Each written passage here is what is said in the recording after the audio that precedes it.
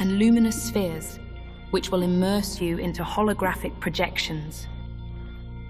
Allow me to demonstrate how to interact with all of these entities. Simply direct your gaze to highlight the entity of your choice. Then raise your hand and reach out. Close your hand and pull towards you. It's that simple. I now invite you to try it for yourself. Direct your gaze towards the light. Reach for it. Close your hand.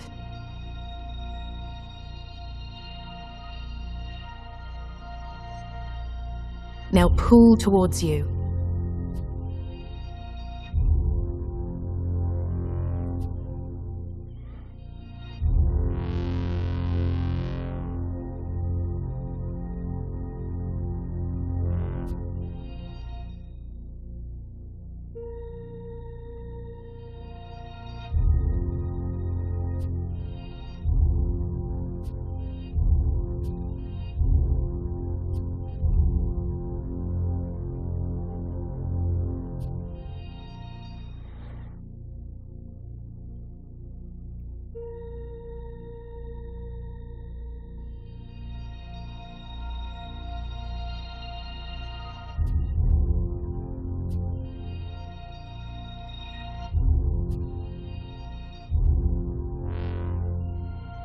Great.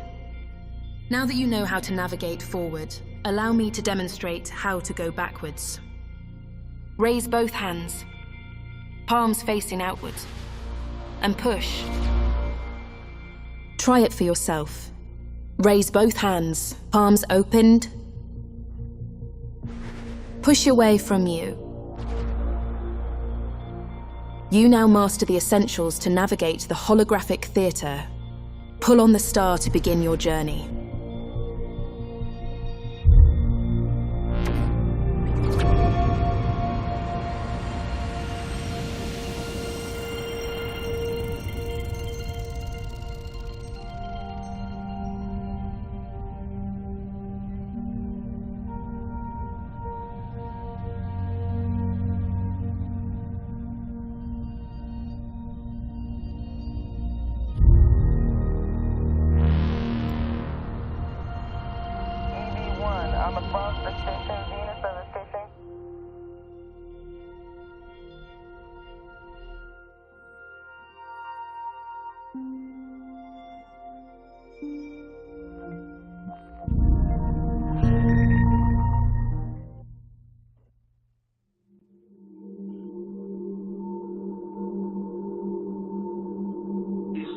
This is Montreal DC audio check. 1, 2, 3. Montreal DC audio check. 1, 2, 3, 4, 5. Say that again, loud and clear.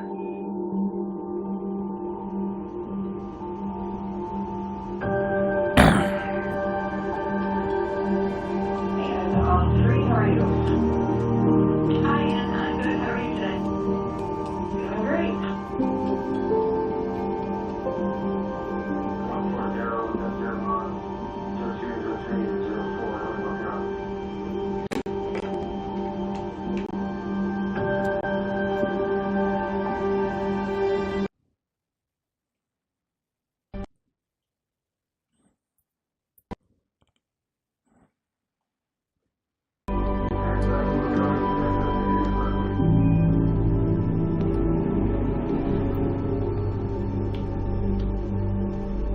Good morning, we've got everything configured on the ground.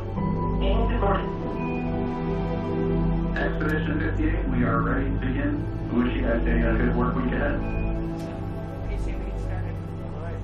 When you sit on the launch pad, at that moment, you have to be at peace with everything in your life.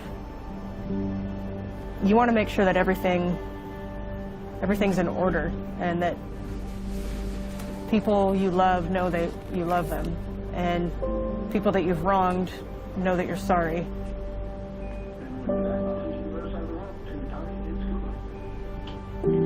I was just Anne. It is the most rawly human that I've ever felt. and now you're wearing clothes that have been picked out for you. You're going on the 6-month trip, and you're not even taking a toothbrush with you.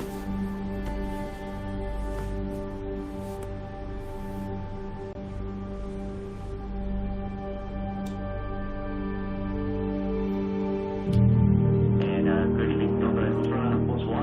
Avec David and Anne. When we got to orbit, it was nighttime, and all I could see was blackness. And as we're flying, I remember something catching my eye, and I look out, and I see this thin blue line. You can just tell that it's curved. And I realized I was seeing my first sunrise from space. You're there. You're just there. And the joy is overwhelming.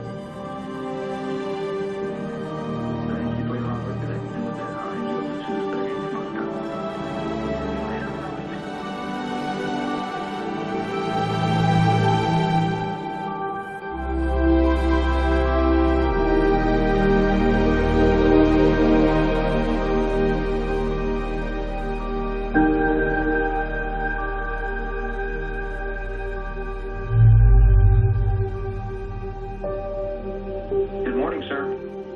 Good morning.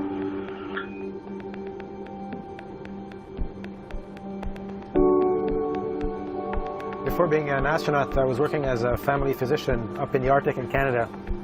So I learned there the art of being self-reliant and you're kind of responsible for everything. It's a bit like here in space. Between myself and my crew members, there's nobody else to turn to if I have a problem. Station Huntsville, Spaceground 2 for David. Good morning to you. Just wanted to let you know that you're second. A lot of the research we do up here is related to the way humans adapt to life in microgravity and in the radiation environments, in the isolation of a spacecraft, so that one day we can push the frontier even further and go to Mars.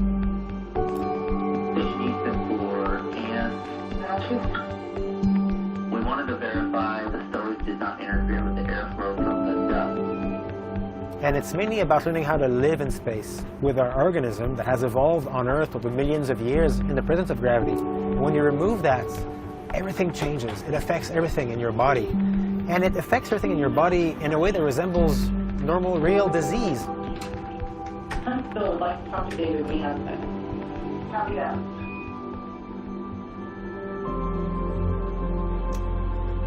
Adapting to life in space. It's been a process.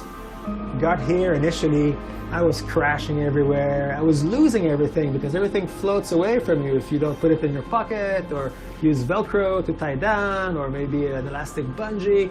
And I was looking at our colleagues who have been here several months, wondering how can they be so efficient and so in control of their movements.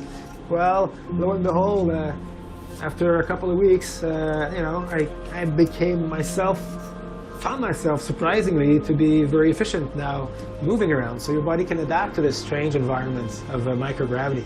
It's time allowed. You can go ahead and proceed with the others. And then there's a strange mental disorientation that takes place because of the fact that we have 16 sunrise and 16 sunsets a day. It's kind of hard to know what time it is rather than looking at your watch. So I had to adapt to that new way of tracking time just by events as opposed to this sense of lighting outside that we're used to living on Earth. Good afternoon, Ian. Welcome to the ponds program.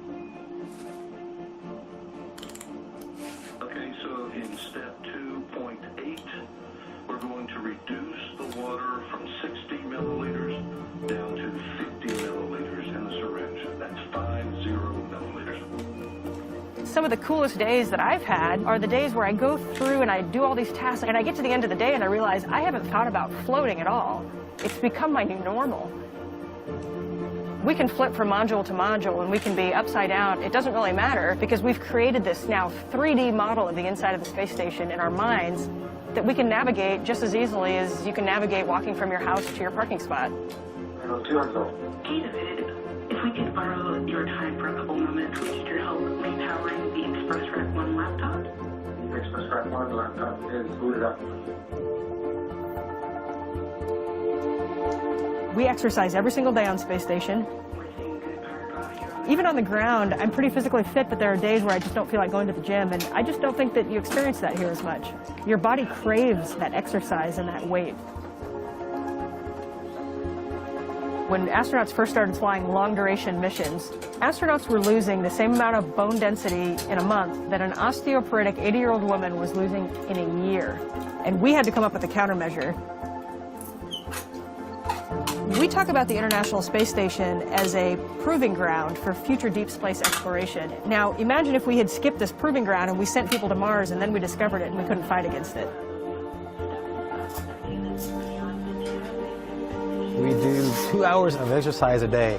1 hour of cardiovascular type exercise, and then an hour of weightlifting or resisted exercise.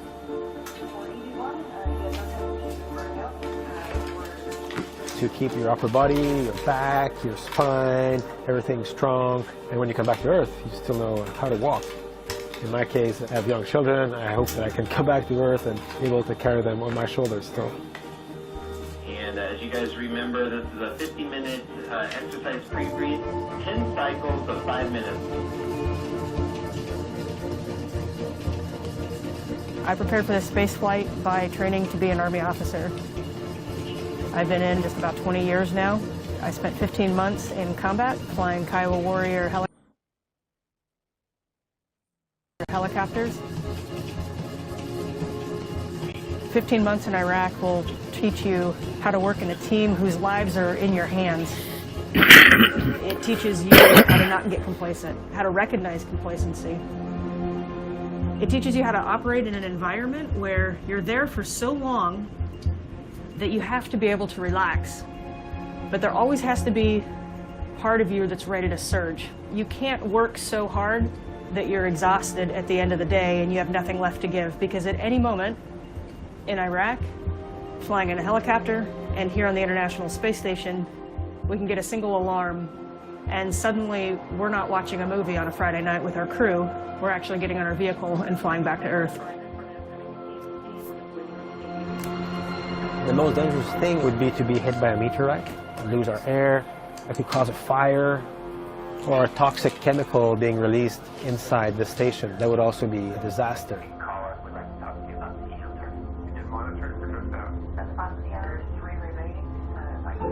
Good evening, Expedition Fatigue. Happy 100th day, and we'll give you a call here shortly. Thank you for everyone that has put work over these last 100 days. Hard to believe that it has been that long already. Certainly going to get busy here pretty quick. The path to coming to space is really arduous. The learning to live on station has been a process, several weeks to get physically adapted, to understand how this place works, to be able to be functional. And then yesterday, 3 new crew members arrived. Our good friends, Nick, Christina, and Alexei.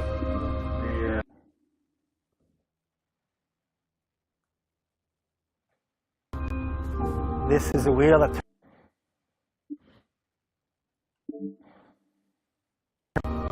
crews pass the baton to each other, keeping this amazing outpost of humanity functional and productive. We'll have further words after the crew welcome ceremony, so you can head back down to NRM-1. Coming back.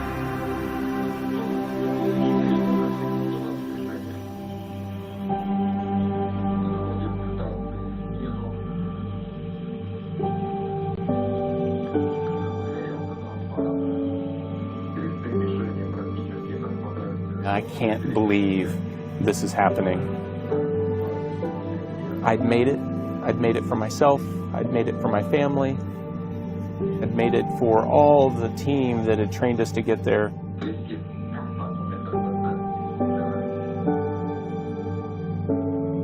After we had gotten into 0G, our little Soyuz, then there's a few steps the spacecraft goes to before it orients itself for executing the burn maneuvers that'll help us rendezvous with station. And then I opened the window, and out there, just almost everywhere, was the Earth. And it was so bright and so beautiful, and it was just such a perfect sphere. And I said, oh my gosh. I just said that out loud into the comm system, and then I realized, oh, no, everything's fine. It's just Earth. Hey, quick question. Can we have you verify that the new crew has already made it through Node 1? You're good. Stand by.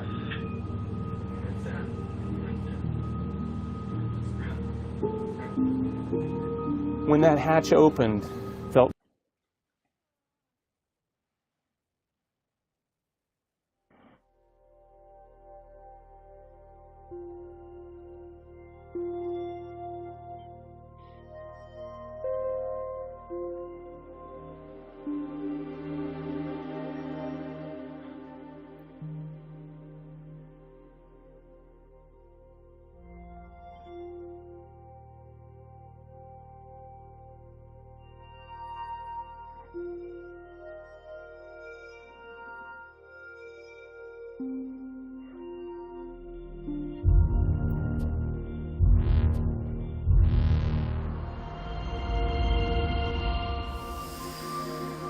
Welcome aboard the International Space Station.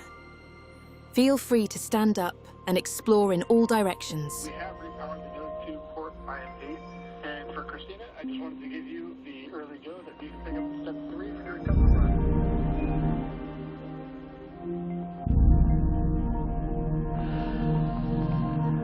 Node 2 for hatch approach.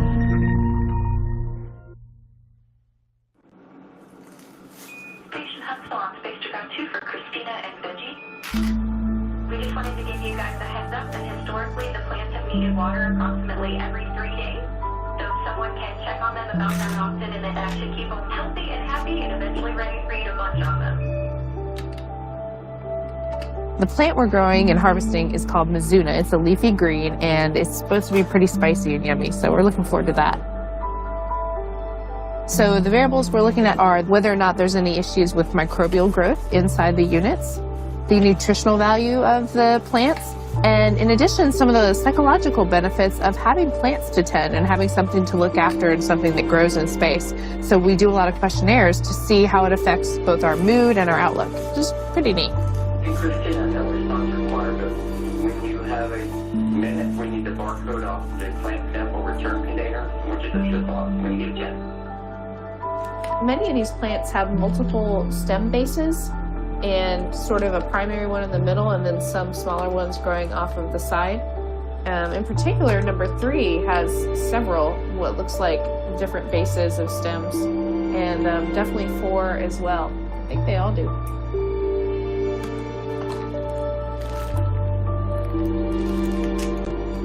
Hey, Christina, that's great. Did you get some photos of that, or could you? Yep, it was hard to tell with all the leaves on top, but I think the best photo op for that will be once the stems are cut. So I'll be sure and take some pictures of the little nubs that are left and get in focus kind of where the secondary stems are coming out. That'd be great, because we haven't really seen that before, so that's great. I love the collaborative aspects of the job in that sense. The fact that while I may not be a PhD researcher, I get to be involved in amazing science for people that aren't able to join us up here.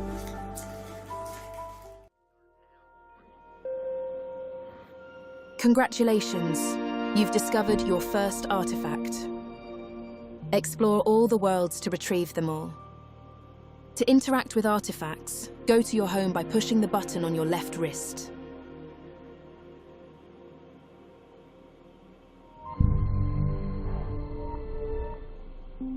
Push the home button on your left wrist to go to your home.